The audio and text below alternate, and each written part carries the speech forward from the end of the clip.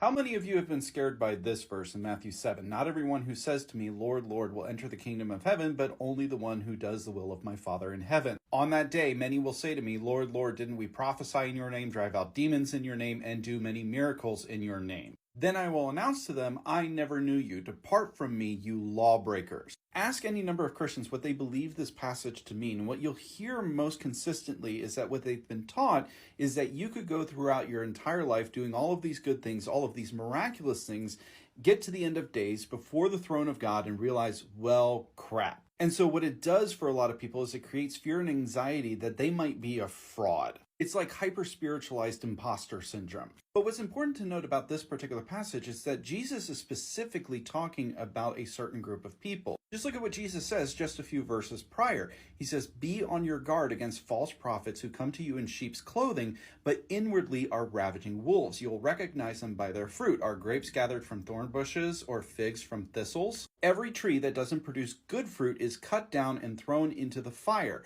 So you'll recognize them being the false prophets, by their fruit. Because not everyone who says to me, Lord, Lord, will enter the kingdom of heaven. You can actually compare what Jesus is saying here with 2 Peter 2, where Jesus says, there were indeed false prophets among the people, just as there will be false teachers among you. They will bring in destructive heresies, even denying the master that bought them, and will bring swift destruction upon themselves. They promise them freedom, but they themselves are slaves of corruption, since people are enslaved to whatever defeats them. These people are springs without water, mist driven by a storm. The gloom of darkness has been reserved for them. For by uttering boastful, empty words, they seduce with fleshly desires and with debauchery people who have barely escaped those who live in error. The rebuke and the warning in Matthew 7 is against false teachers. Remember, you have to understand the vein in which Jesus is preaching here on the Sermon on the Mount. The whole sermon is about what? The kingdom of God. And what Jesus is warning the people of is, if you desire the things of the kingdom of God, be aware that not everybody who comes in the name of the Lord is from the Lord. Because as Jesus knew and Paul iterates in 2 Timothy, there will come a time when people will not tolerate sound doctrine, but according to their own desires will multiply teachers for themselves because they have an itch to hear what they want to hear. Here's the uncomfortable truth. False teachers exist because we want them to. We are the ones who are responsible for accumulating to us the teachers that satisfy our desires, whether those desires be for the will of God or for our own flesh. There is no market for false teachers where there is no demand for false teachers. In the same passage that we just previously read from in 2 Peter 2, it also says they, the false teachers, will exploit you in their greed. That's the whole reason why these false teachers get up in the morning, is to exploit you for money. They don't care about God. They probably don't even like God. How do I know that? Matthew 25, Jesus tells the parable about the talents, where he says, for it is just like a man about to go on a journey. He called his own servants and entrusted his possessions to them. To one he gives 5 talents, to another 2 talents, and the other 1 talent, and this is all based on their ability. We know in the story that the man with the 1 talent just buries it. He doesn't do anything with it. And when the master inquires about this, it says, the man who had received 1 talent also approached and said, Master, I know you.